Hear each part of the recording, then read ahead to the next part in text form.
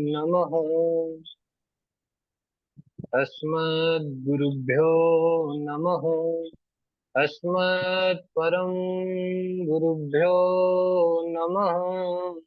अस्मत्सर्वगुरुभ्यो नमः। श्री राधा कृष्णाभ्यां नमः। श्री सद्गुरु चरण कमलेभ्यो नमः। सर्वेभ्यो नमो नमः।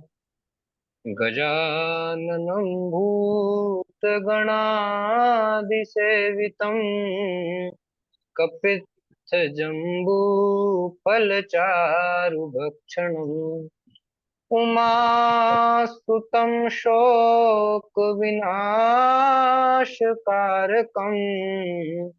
नमामि विघ्नेश्वरपादपङ्कजम्। शरीरं स्वरूपं ततो वाक्कलत्रं यशश्चारुचित्रं धनं मेरुतुल्यं मनश्चैनलग्नं श्रीगुरुरङ्घ्रिपद्मे ततः किं ततः किं ततः किं ततः किम् नारायणं नमस्कृत्य नरं चैव नरोत्तमं देवीं सरस्वतीं व्यासं ततो जयमुदीरये। वंशी विभूषितकरान्नवनीरदाभात् पीताम्बरादुर्नबिम्बफलाधरोष्ठात् पूर्णेन्दुसुन्दरमुखादरविन्दनेत्रात् कृष्णात् परं किमपि तत्त्वमहं न जाने। कृष्णत्वदीयपदपङ्कजपञ्जरान्ते अद्यैव मे विशतु मानसराजहंसः। प्राणप्रयाणसमये कफवात पित्तै कण्ठावरोधं विधौ स्मरणं कुतस्ते। बर्हापीडं नटवरवपुः कर्णयो कर्णिकारम् बिभ्रद्वासः कनककपिशं वैजयन्तीं च मालाम्। रन्ध्रान् वेणोरधरसुधया पूरयन् गोपविन्दे वृन्दारण्यं स्वपदरमणं प्राविशद्गीतकीर्ति। बोलिए श्रीमद्भागवत महापुराण की जय। अनंत कोटि ब्रह्मांड नायक अचिंत्य कल्याण गुण सर्वेश्वर सर्वाधिपति अकारण करुणा वरुणालय अकारण करुणाकार सर्वजन्य कल्यशापहारक परात्पर परब्रह्म सच्चिदानंद परमात्मा श्री कृष्णचंद्र एवं श्री राधा रानी जी के युगल चरणारविंदों में नमस्कार। बारंबार समुपस्थित समस्त भागवत कथानुरागी भक्तिमयी मातृशक्ति भगिनी बांधव सिय राम मैं सब जग जानी करहु प्रणाम जोर जोर पानी। आइए हम कथा से पहले कुछ देर भगवान नाम का संकीर्तन कर लेते हैं। जय जय राधा रमण हरि बोल। जय जय राधा रमण हरि बोल। जय जय राधा रमण हरि बोल। जय जय राधा रमण हरि बोल। जय जय राधा रमण प्यारो राधा रमण। जय जय राधा रमण मेरो राधा रमण। तेरे सुंदर श्याम कपोल। जय जय राधा रमण हरि बोल। तेरे सुंदर श्याम कपोल, जय जय राधा रमण हरि बोल, जय जय राधा रमण हरि बोल, जय जय राधा रमण हरि बोल। सज्जनों, पिछले वक्तव्य में हमने जाना कि एक बार दुर्वासा ऋषि भगवान नारायण के दर्शन करके वैकुंठ लोक से वापस आ रहे थे। रास्ते में उन्हें देवराज इंद्र मिले। तो देवराज इंद्र को देख करके दुर्वासा ऋषि ने उन्हें भगवान नारायण की प्रसाद स्वरूपी माला उनको भेंट की। लेकिन इंद्र जो था, अपने ऐश्वर्य के मद में अंधा हुआ था। उसने वह माला उतार करके ऐरावत हाथी के गले में डाल दी। अब ऐरावत तो ठहरा पशु, उसने वह भगवान की प्रसादी स्वरूप माला को पैरों तले लेकर के कुचल दिया। दुर्वासा ऋषि ने जब यह देखा तो उन्हें अत्यंत क्रोध आया और उन्होंने उसी समय इंद्र को श्राप दे दिया कि जा, तुझे अपने ऐश्वर्य का बड़ा अभिमान है, इसलिए तू तत्काल श्रीहीन हो जा, अपने ऐश्वर्य से च्युत हो जा। जब यह बात दैत्यराज बलि को पता चली कि अब देवताओं के पास में श्री नहीं है, तो उन्होंने स्वर्ग पर आक्रमण कर दिया और देवताओं को पराजित करके त्रैलोकी में अपना राज्य जमा दिया। जब दुखी देवता हो जाते हैं तो क्या करते हैं? भगवान की शरण में आते हैं। भगवान की शरण में जाकर के भगवान से प्रार्थना किए, तब भगवान नारायण कहते हैं कि देवताओं, तुम लोग दैत्यों से संधि करो। आरयोपि हि संधेया सती कार्यार्थे गौरवे, अहि मूषक वद देवा यस्यार्थस्य पदवीं गते। ये देवताओं, अपना काम बनाने के लिए शत्रु से भी मित्रता कर लेनी चाहिए। हाँ, काम निकल जाने के बाद अहिंसक न्याय के द्वारा उसका आश्रय लेना चाहिए। तो देवताओं ने पूछा कि प्रभु, ये अहिंसक न्याय क्या है? तब भगवान ने उन्हें एक छोटी सी कथा कही बताई कि एक सपेरे ने एक सांप को अपने पिटारे में बहुत दिनों से बंद करके रखा। उस पिटारे में कहीं से एक दिन चूहा आ गया। तो सांप ने उस चूहे को देखकर सोचा कि इसको खा लूंगा तो मेरा बाहर निकलना मुश्किल हो जाएगा। इसलिए सांप ने चूहे के साथ में कहा कि अरे मामा जी, यह सपेरा बड़ा ही दुष्ट है, इसलिए मैं यहाँ पर कई दिनों से भूखा मर रहा हूँ। आपके नुकीले दांत हैं, आप इसको कुतर करके इससे बाहर कर हमें, आप भी बाहर निकल जाइए और मुझे भी बाहर कर दीजिए। चूहा बोला, वाह भाई, अगर हम तुमको यहाँ से बाहर निकालेंगे तो तुम तो सबसे पहले हमें ही खाओगे। तो उसने कहा, नहीं मामा जी, मैंने तो आजकल चूहे खाना ही बंद कर दिया है। चूहा सांप की बातों में आ गया, उसने पिटारी कुतर दी। अब चूहे को बोलता है सांप कि मामा जी, हम बहुत दिनों से बंद हैं, हमने बाहर का वातावरण नहीं देखा है, इसलिए पहले हमें बाहर जाने दीजिए। चूहा ने बोला, ठीक है भाई, आप बाहर चले जाइए। तो सांप बाहर जाकर कुंडली मार करके बैठ गया, और जैसे ही चूहा निकला, सांप ने उसको दबोच के खा लिया। इसी प्रकार वह पिटारी से भी मुक्त हो गया और अपनी भूख भी मिटा लिया। इसलिए देवताओं, तुम भी असुरों से संधि कर लो और मंदराचल पर्वत को मथानी बनाओ और वासुकी नाग की नेति बनाओ और अमृत प्राप्ति के लिए समुद्र का मंथन करो। न सरम्भेन सिद्ध्यन्ति सर्वार्था सांत्वया यथा। क्यों? क्योंकि क्रोध करने से कुछ नहीं होता और शांति से सारे कार्य बन जाते हैं।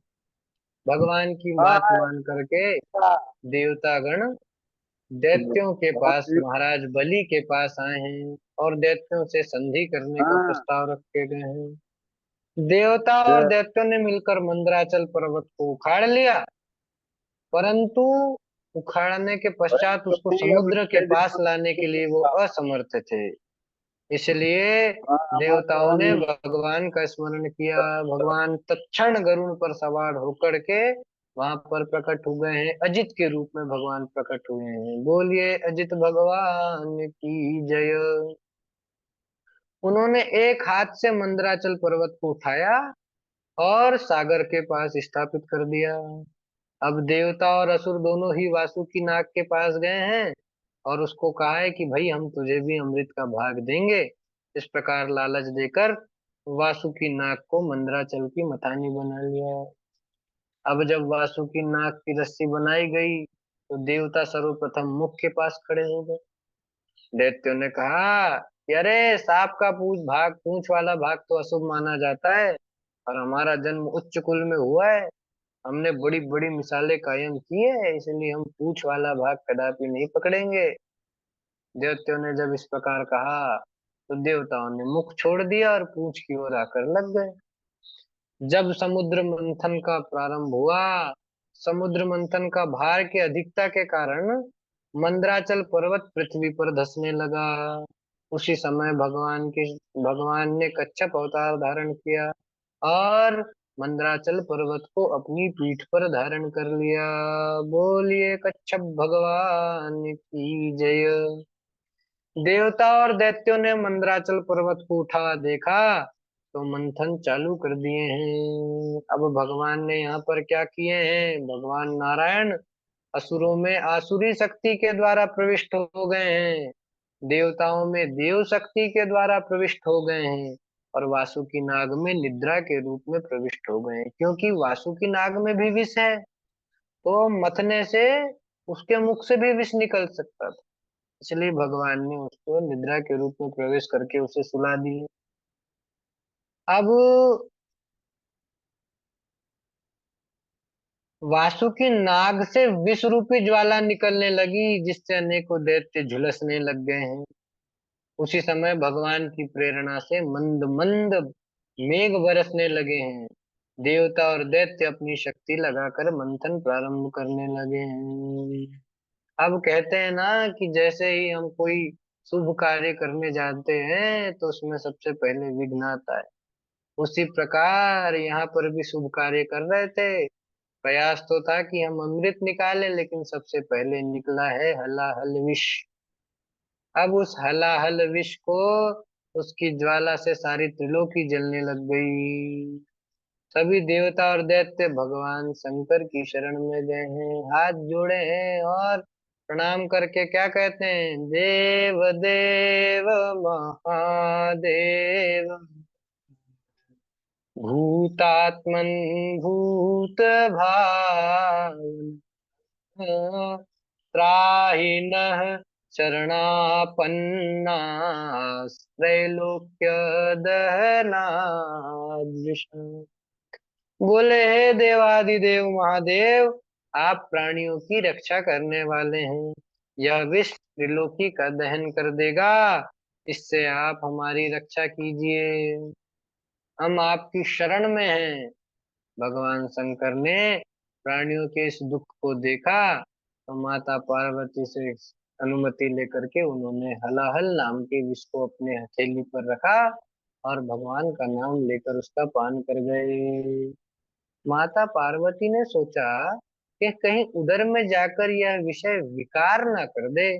तब माता पार्वती की प्रार्थना करने पर भगवान ने उस विष को गले पर ही रोक लिया, जिससे उस विष का प्रभाव इतना भयानक था कि भगवान शंकर का गला ही नीला हो गया है। तब से वे भी नीलकंठ कहलाए। बोलिए नीलकंठ भगवान की जय। विष पीते समय हथेली से जो एक दो बूंदे पृथ्वी पर गिरी, उसे किसने ग्रहण किया, तो बोले सांप बिच्छू ने, जितने भी विषैले पशु पक्षी होते हैं, जीव होते हैं, और विषैले वृक्षों ने, जो कि औषधि के काम में आते हैं, उन्होंने ग्रहण किया, जिससे वे भी विषैले हो गए। अब समुद्र मंथन प्रारंभ हुआ। दूसरे रत्न में क्या निकले, तो बोले दूसरी बार में कामधेनु गाय निकली। तो कामधेनु गाय तो दैत्यों के कोई काम की नहीं, बोले जिसे दूध घी आदि यज्ञ आदि पदार्थों की जरूरत है, तो वो तो बोले ऋषियों को लगती है, इसलिए कामधेनु गाय को ऋषियों को सौंप दी गई। फिर निकला उच्छस्रवा नामक घोड़ा। तो भगवान उसे दैत्यराज बलि ने स्वीकार किया।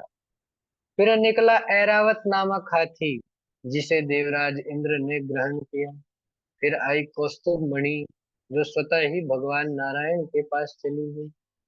इसके पश्चात पारिजात वृक्ष, जो कि स्वर्ग की शोभा बढ़ाने वाला था, वह उत्पन्न हुआ और वह भी देवलोक चला गया। उसके पश्चात साक्षात माँ लक्ष्मी का प्रादुर्भाव हुआ।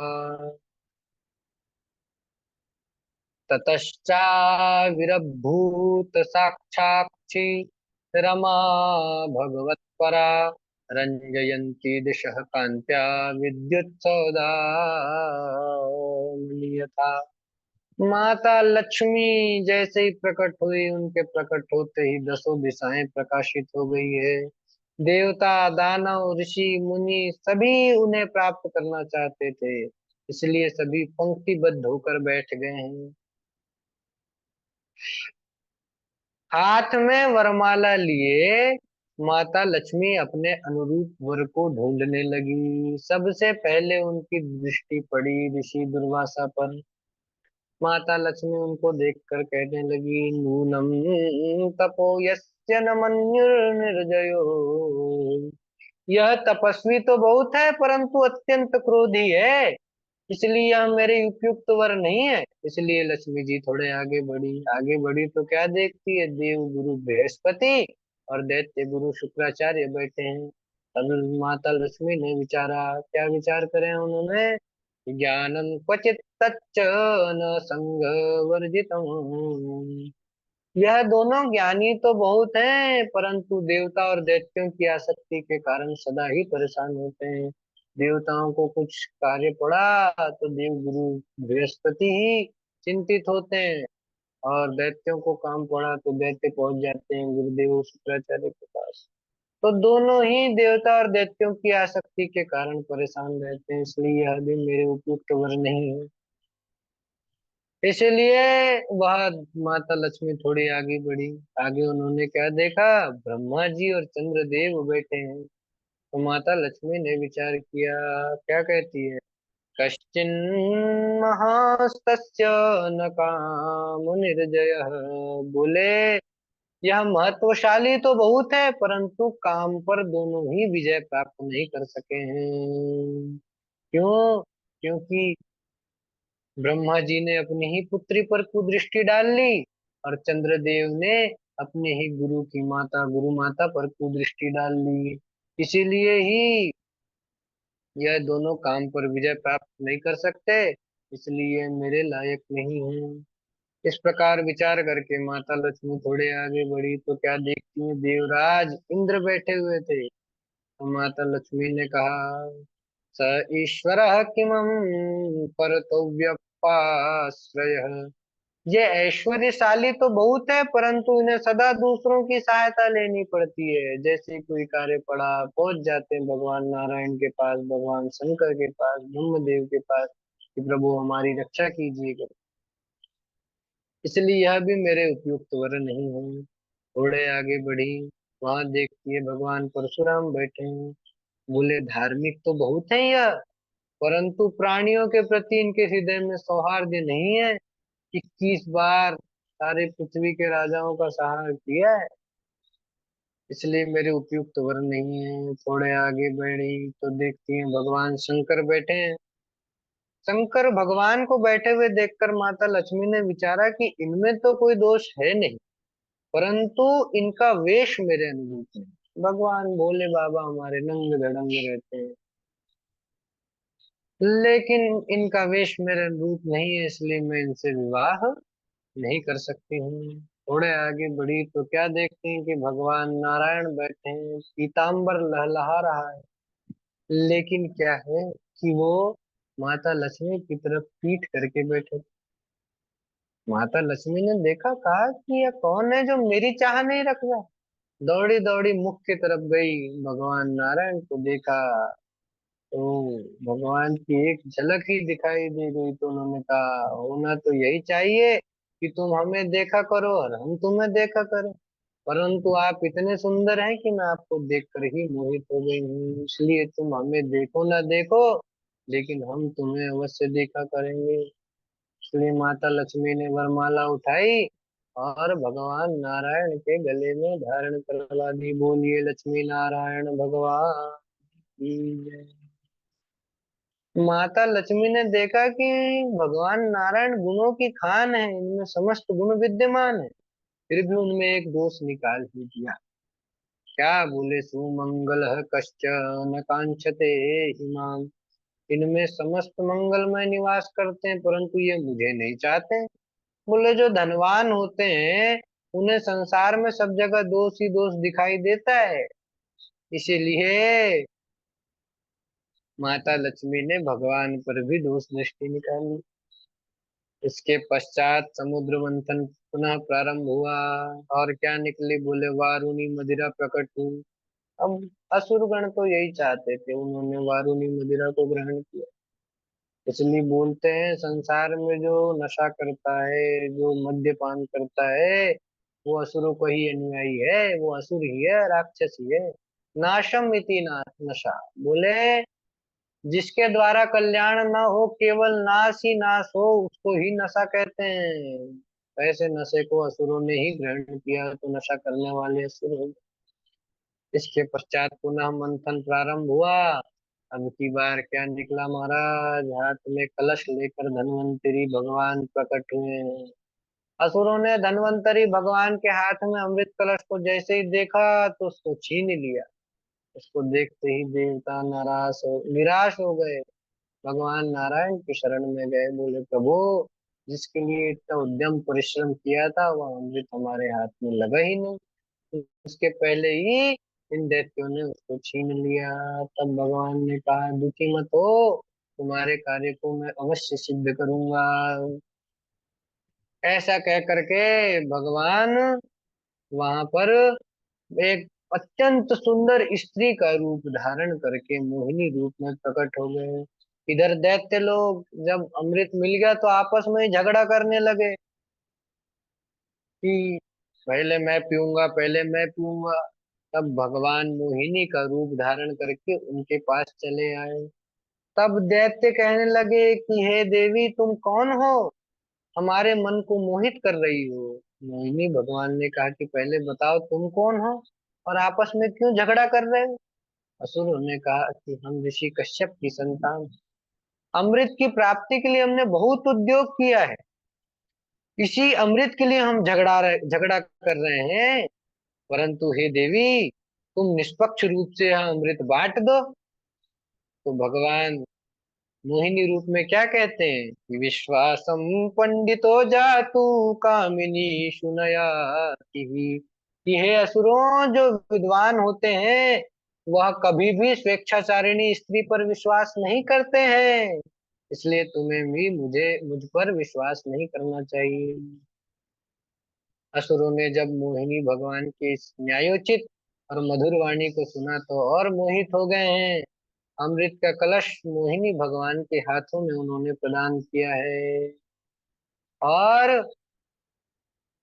मोहिनी भगवान अब क्या कहते हैं कि असुरों, यह अमृत बड़ी ही पवित्र वस्तु है, इसलिए इसको पीने से पहले तुम्हें स्नान करना चाहिए, शुद्धि जरूरी, इसलिए पहले स्नान करो, व्रत करो, दान करो। इसे पीना देवता और दैत्य भी चाहते हैं, इसलिए तुम पहले स्नान करके आओ, फिर मैं इसका बंटवारा अपने हिसाब से करूंगी। तो मोहिनी भगवान की बातों पर आकर के भगवान के रूप को देखकर, तो रूप लावण्य को देखकर तो दैत्य पहले ही मोहित हो चुके थे। अब भगवान है, विश्व सुंदरी बनना हो तो विश्व सुंदरी को भी बनाने वाले वही है, तो अब वह जब अपने रूप मोहिनी रूप बनाएंगे तो उनकी छटा तो निराली ही होना है। उसको देखकर तो देवता दैत्य लोग तो पहले ही मोहित हो चुके थे, इसलिए उन्होंने जो जो कहा वैसा वैसा देव दैत्यों ने किया, स्नान किए हैं और अब पंक्तिबद्ध होकर बैठ गए हैं। तो मोहिनी भगवान नाचते हुए दैत्यों का मन मोहित करते हुए भगवान ने क्या किए, जैसे ही देवताओं की पंक्ति में आते तो उन्हें अमृत पिलाते, और जैसे ही दानवों की पंक्ति में जाते वहां पर वे उनको मदिरा पिलाने लग गए। यह सब क्रीड़ा देख रहा था एक स्वरभानु नामक दैत्य। वो समझ गया कि इसमें कुछ ना कुछ झोल है, तो उस वह क्या करा, वह भी देवताओं का वेश बना करके सूर्य और चंद्रमा के मध्य में जाकर के बैठ। मोहिनी भगवान ने अन्य देवताओं के साथ उसको भी अमृत पिला दिया। सूर्य चंद्रमा ने देखा और कहा, प्रभु यह तो देवता नहीं, यह असुर है। जैसे ही भगवान ने यह सुना, अपने सुदर्शन चक्र का स्मरण किया है और स्वर भानु का सिर धड़ से अलग कर दिया। परंतु परंतु अमृत का स्पर्श हो जाने के कारण वह मरा नहीं।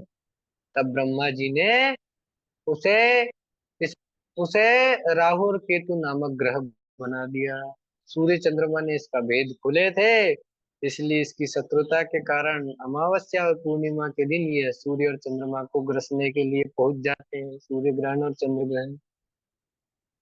दैत्यों ने जब देखा कि हमारे साथ तो बड़ा भारी छल हुआ है, बड़ा भारी देवासुर संग्राम हुआ, अमृत पीकर तो अब देवता शक्ति संपन्न हो ही गए थे। उन्होंने असुरों को पराजित कर दिया। देवराज इंद्र ने बलि पर वज्र का प्रहार किया, जिससे निश्चेष्ट होकर बलि पृथ्वी पर गिर पड़े। अब दैत्यों में हाहाकार मच गया। बलि के मृत शरीर को उठा करके दैत्य लोग गुरु शुक्राचार्य के पास गए। गुरु शुक्राचार्य जी ने अपनी मृत संजीवनी विद्या से बलि को पुनः जीवित कर दिया है। मोहिनी भगवान को पुनः जीव अब भगवान अब मृत संजीवनी विद्या से बलि पुनः जीवित हो गए हैं। अब इधर भगवान मोहिनी रूप से हटा करके वापस अपने नारायण रूप में आए। इधर भगवान शंकर जैसे ही उन्होंने हलाहल विष का पान किया था तो तुरंत भगवान के ध्यान में, समाधि में, योग निद्रा में स्थित हो गए थे, योग धारणा में स्थित हो गए थे। परंतु जैसे ही उनका ध्यान खुला, तब उन्होंने सुना कि भगवान नारायण ने मोहिनी अवतार लिया। तो वे आए भगवान के पास प्रार्थना करने के लिए, प्रभु आपने जितने अवतार लिए हैं, सभी का दर्शन किया, परंतु मोहिनी अवतार का दर्शन नहीं कर पाया। प्रभु मुझे उस अवतार का दर्शन करना है। भगवान बोले कि हे भगवान शंकर भगवान, आप मेरे मोहिनी अवतार का दर्शन मत कीजिए, आप बाल ब्रह्मचारी हैं, आपको उस रूप का दर्शन नहीं करना चाहिए। परंतु शंकर भगवान हट करने लगे। तब भगवान बोले, ठीक है, हम आपको अपने मोहिनी स्वरूप का दर्शन अवश्य कराएंगे, क्योंकि आप हमारे बहुत बड़े भक्त, भारी भक्त हैं।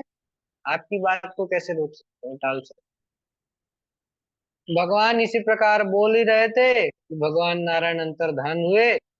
चारों तरफ सुंदर वन छा गया, पक्षीगण कलरव करने लगे, भंवरे गुंजार करने लगे। सायंकाल का दिव्य वातावरण था, मंद मंद वायु बह रही थी। उसी समय भगवान शंकर क्या देखते हैं कि एक स्त्री गेंद खेलते हुए उनके समीप आ रही है। स्त्री का इतना सुंदर स्वरूप था कि उसको देखते ही भगवान शंकर मोहित हो गए और उनकी ओर दौड़े। उसकी तरफ दौड़ने से उनकी वर्षों की जो तपस्या थी वह खंडित हो गई। जिस जगह पर उनका तेज का प्रभाव हुआ, वहां सोने और चांदी की खदानें उत्पन्न हो गई। वो स्वामी तुलसीदास जी महाराज कहते हैं, शिव विरंचि कह मोहि को बाकुरो आन, अस जिय जान भजहि मुनि मायापति भगवान। भगवान नारायण ने देखा कि शंकर जी ही मोहित हो गए, तब उन्होंने अपने मोहिनी रूप को छिपा लिया। अब भगवान शंकर पहले की भांति भगवान नारायण को अपना समीप बैठा हुआ देखा तो उनकी माया को प्रणाम किए हैं और उनसे आज्ञा लेकर के कैलाश पर्वत की यात्रा किए हैं। तो परीक्षित, यह था सातवां मनु का वर्णन। सातवें मनु में जो घटना घटित हुई थी, समुद्र मंथन हुआ था, उसका वर्णन हुआ। आठवें मनु हुए हैं सावर्णी। वो आगे होंगे। 9वें मनु होंगे दक्ष सावरणी, 10वें मनु होंगे ब्रह्म सावरणी, 11वें मनु होवेंगे धर्म सावरणी, 12वें मनु होवेंगे रुद्र सावरणी, और 13वें मनु होंगे देव सावरणी, और 14वें मनु होंगे इंद्र सावरणी।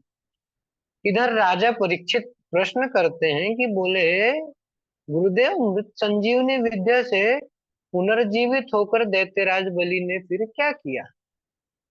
तो श्री सुखदेव जी महाराज कहते हैं कि परीक्षित, गुरु शुक्राचार्य की मृत संजीवनी विद्या से बलि पुनः जीवित हुए हैं। तो अब उन्होंने क्या किया कि बलि ने तन मन धन से गुरुदेव शुक्राचार्य की सेवा करने लगे। उनकी सेवा से प्रसन्न होकर गुरुदेव शुक्राचार्य ने उनसे विश्वजित यज्ञ करवाया।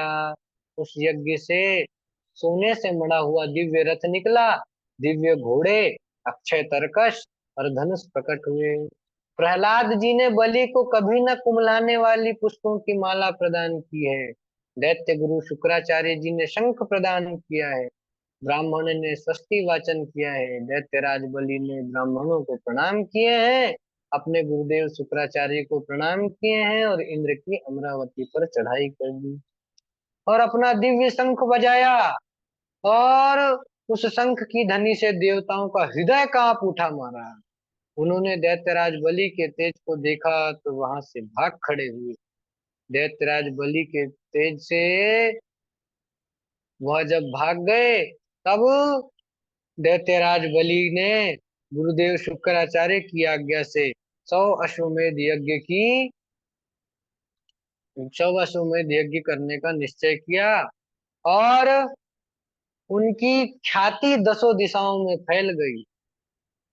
देव माता अदिति ने जब अपने पुत्रों को देखा तो महर्षि कश्यप से प्रार्थना की कि प्रभु, कुछ ऐसा उपाय कीजिए कि देवताओं को उनका राज्य पुनः मिल जाए, क्योंकि अभी देवता तो इधर उधर भागे फिर रहे हैं और दैत्य देवताओं के लोक पे आसन जमाए हुए हैं, वहां पर राज्य कर रहे हैं। और बलि से गुरुदेव शुक्राचार्य 100 अश्वमेध यज्ञ की दीक्षा दिलवा चुके हैं, और 98 यज्ञ पूरे हो चुके हैं। तब महर्षि कश्यप ने कहा कि अदिति, मैं तुमको एक पयोव्रत व्रत की विधि बताता हूँ, तुम उसका पालन करो। बोले क्या विधि है? बोले, फाल्गुनस्यामले पक्षे द्वादशाहं पयोव्रतः अर्चयेदरविन्दाक्षं भक्त्या परमयान्वितः। देवी, फाल्गुनी मास के शुक्ल पक्ष में मात्र दुग्ध पान करके 12 दिनों तक यह व्रत किया जाए। अमावस्या को किसी पवित्र तीर्थ में स्नान करे, षोडशोपाक्षर षोडशोपचार से द्वादशाक्षर मंत्र के द्वारा भगवान श्री हरि की पूजा करे, सामा की खीर बनाए, उसी का भोग लगाए, उसी से हवन करे, और प्रतिदिन कम से कम 2 ब्राह्मणों को भोजन करवाएं। पृथ्वी पर शयन करें, तीनों समय स्नान करें, झूठ ना बोलें। जब यह व्रत पूर्ण हो जाए तो 13वें दिन भगवान का अभिषेक करें, हवन करवाएं, और कम से कम 12 ब्राह्मणों को भोजन करवाएं। देवी, इस प्रकार के व्रत करने से भगवान श्री हरि तुम पर जल्दी ही प्रसन्न हो जाएंगे और तुम्हारी अभिलाषा को पूर्ण करेंगे। महर्षि कश्यप के इस प्रकार उपदेश देने पर फाल्गुनी मास से अनुष्ठान प्रारंभ करके विधि पूर्वक व्रत पूर्ण होने पर भगवान नारायण प्रकट हुए हैं। माता अदिति ने भगवान नारायण के चरणों में प्रणाम किया है। भगवान नारायण ने कहा कि माता, मैं आपकी अभिलाषा को जानता हूँ। आप चाहती हैं कि आपके पुत्रों को पुनः राज्य मिल जाए। तो माता, असुरों को इस समय युद्ध के द्वारा जीता नहीं जा सकता, इसलिए मैं तुम्हारे पुत्र के रूप में अवतार लूंगा और तुम्हारी पुत्रों की रक्षा करूंगा। इस प्रकार कहकर भगवान अंतर्धान हुए। भाद्र मास की शुक्ल पक्ष की द्वादशी तिथि को अभिजीत मुहूर्त में माता अदिति के गर्भ से वामन भगवान ने अवतार लिया है। बोलिए वामन भगवान की जय। सज्जनों, भगवान का नाम था उपेंद्र, लेकिन यह 52 अंगुल के होने के कारण इनका नाम पड़ा वामन। उनके जन्म के समय शंख दुंदुभियां आदि बजने लगी है। महर्षि कश्यप ने उनका जात कर्म संस्कार कराया है, उपनयन संस्कार किया गया है। उस समय गायत्री देवी ने गायत्री मंत्र प्रदान किया, बृहस्पति ने यज्ञोपवीत धारण करवाया है, और कश्यप जी ने मेखला, पृथ्वी ने कृष्ण मृगचर्म, चंद्रमा ने पलाश का दंड, माता अदिति ने कोपीन, ब्रह्मा जी ने कमांडलू, यक्षराज कुबेर ने भिक्षा पात्र, और जगत जननी माता पार्वती उमा जी ने उन्हें भिक्षा प्रदान की। अब वामन भगवान वहां से नर्मदा के उत्तर में भृगु कच्छ नामक देश में, तो इस समय भरूच नाम से गुजरात में एक नगर है, वह जाना जाता है, वहीं पर दैत्यराज बलि यज्ञ करने वहां पहुंच गए हैं। मृत्युंजय ने और दैत्यराज बलि ने वामन भगवान को देखा तो अपने आसन से खड़े हो गए और वामन भगवान का स्वागत किया, उनका पूजन किया, और हाथ जोड़कर कहते हैं, स्वागतम ते नमस्तुभ्यं ब्रह्म किं करवाम ते, ब्रह्मर्षिणाम तपः साक्षान् मन्ये त्वार्य वपुर्धरम। प्रभो, आपको देखकर ऐसा प्रतीत होता है कि ब्रह्मर्षियों की तपस्या मूर्तिमान होकर मेरे सामने आ गई है। मैं आपको नमस्कार करता हूँ। प्रभु, आप जो मांगना चाहते हैं वह मांगिए। वामन भगवान ने कहा कि हमें तो कुछ नहीं चाहिए राजन, हमें तो बस हमारे चरणों के हिसाब से 3 पग जमीन चाहिए। तो बलि ने कहा कि प्रभु, आप मुझसे सिर्फ 3 पग जमीन मांग रहे, वो भी आपके चरणों के हिसाब से। तो बोले, हाँ भाई, आप बहुत बड़े भक्त हैं। आप, तुम्हारे पिता विरोचन बड़े ब्राह्मण भक्त थे। एक बार देवता ब्राह्मण का वेश धारण करके आके उनसे उनकी आयु की मांग करते हैं, तब उन्होंने अपनी आयु का ही दान कर दिया। तब बलि कहते कि भगवान, आप बातें तो बड़ी अच्छी करते हैं, बतलाइए आप कौन है। कस्त्वम ब्राह्मणम। वामन भगवान ने कहा, अपूर्व, मुझे खुद नहीं पता कि मैं कौन हूँ। बलि ने कहा, वह तब वस्ते, बोले आप कहाँ निवास करते हैं। तो भगवान बोले, अखिलम ब्रह्म सृष्टि, बोले मैं संपूर्ण ब्रह्मांड में निवास करता हूँ। बलि ने कहा, कस्ते त्रातः, आपके रक्षक कौन है। वामन भगवान ने कहा, अनाथ है, मैं अनाथ हूँ। बलि ने कहा, वह तब पितरौ, तुम्हारे माता पिता कौन है। भगवान ने कहा, नैव तस्ताम स्मरामि, मुझे स्मरण नहीं है। तो बलि ने कहा कि किंते अभिष्टम ददामि, मैं आपको क्या दूं। भगवान बोले, त्रिपद परिमित भूमि, आप मुझे अपने चरणों से 3 पग भूमि चाहिए। बलि ने कहा, अल्पमेतद, यह तो बहुत कम है। वामन भगवान ने कहा, त्रैलोक्यं भावगर्भ बलिमिति निगदस्वा मनो नस्य पायात्, यह त्रिलोकी, यह मेरे लिए यह 3 पग ही त्रिलोकी के समान है। बलि ने कहा, प्रभु फिर से विचार कर लीजिए। एक बार करी याचना बलि राजा के द्वार, फिर कोई दूजी याचक नहीं करे और की आस। जो एक बार मुझसे मांग लेता है फिर उसे कुछ मांगने की जरूरत नहीं पड़ती है। अब भगवान ने कहा, संतुष्टा द्विजा नष्टा, संतुष्टाश्च महीभुज, सलज्जा गणिका नष्टा, निर्लज्जाश्च कुलांगना, बोले असंतोषी ब्राह्मण का शीघ्रातिशीघ्र नाश हो जाता है। बलि, धन का उतना ही संग्रह करना चाहिए जितने की आवश्यकता हो, मुझे तो तुम 3 पग ही भूमि दो। शुक्राचार्य जी को संदेह हो गया कि इसमें कुछ ना कुछ तो झोल है। उसी समय वेद पाठ करने वाले ब्राह्मणों के मुख से मंत्र निकला, इदम विष्णु विचक्रम में तेधा निधने पदम, ये विष्णु है और 3 पग से समूची पृथ्वी को नाप लेंगे।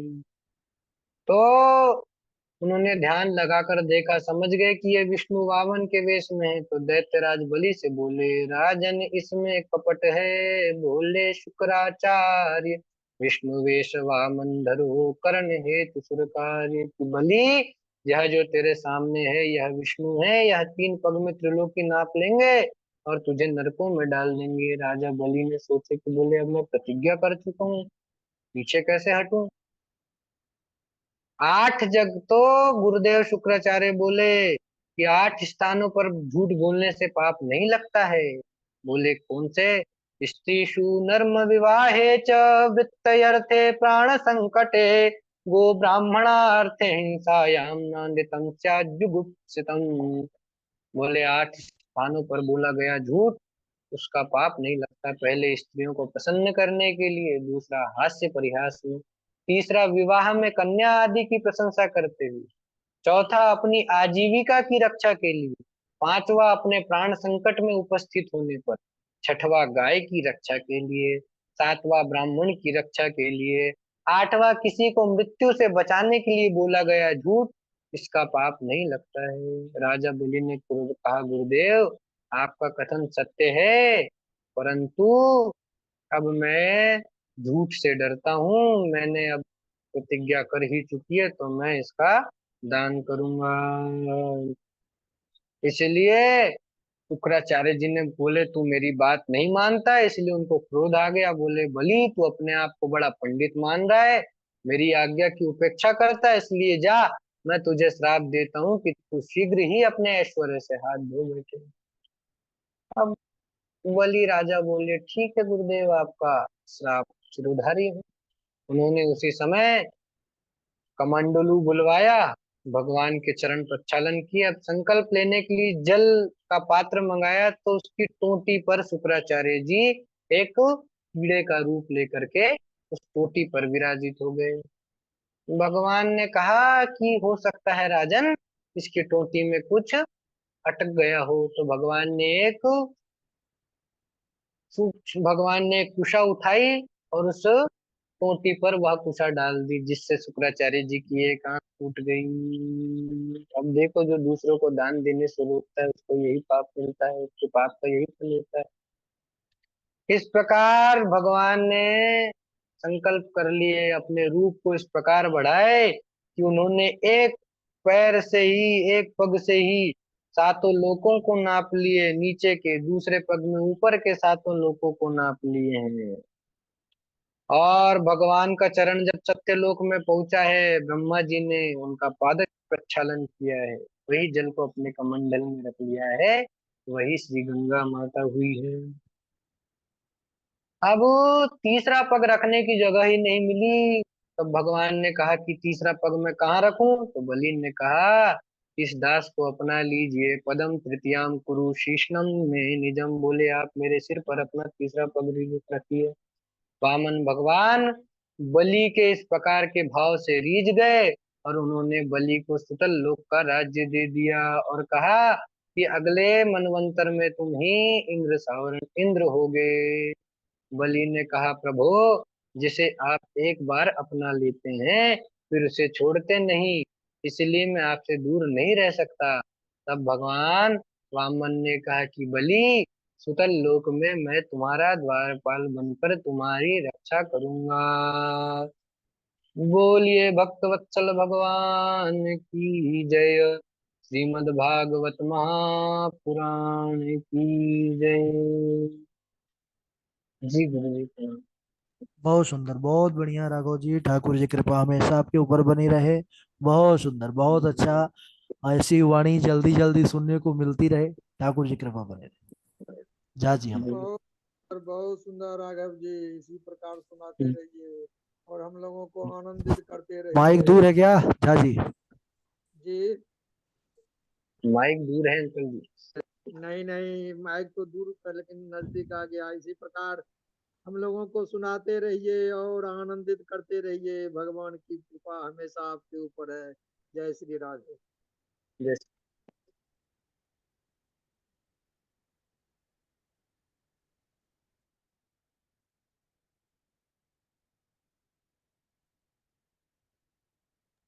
चलिए, बहुत बढ़िया। आज की कथा के रिगार्डिंग, श्लोकों का रिगार्डिंग हम प्रातः काल आज कल भेजेंगे। आज आप रात को इंतजार करिएगा। ठीक है। ठीक है। कृष्णाय वासुदेवाय हरे परमात्मे प्रणतः क्लेशनाशाय गोविंदाय नमो नमः। बोले वृंदावन बिहारी लाल की जय। भागवत महापुराण की जय। सुखदेव भगवान की जय। सर्वे भवन्तु सुखिनः सर्वे सन्तु निरामयाः सर्वे भद्राणि पश्यन्तु मां कश्चित् दुःखभाग् भवेत्। शांति शांति शांति। ठीक, सभी को शुभ रात्रि। जय श्री कृष्ण, जय श्री राधे। आनंद से रहिए, अध्ययन करते रहिए।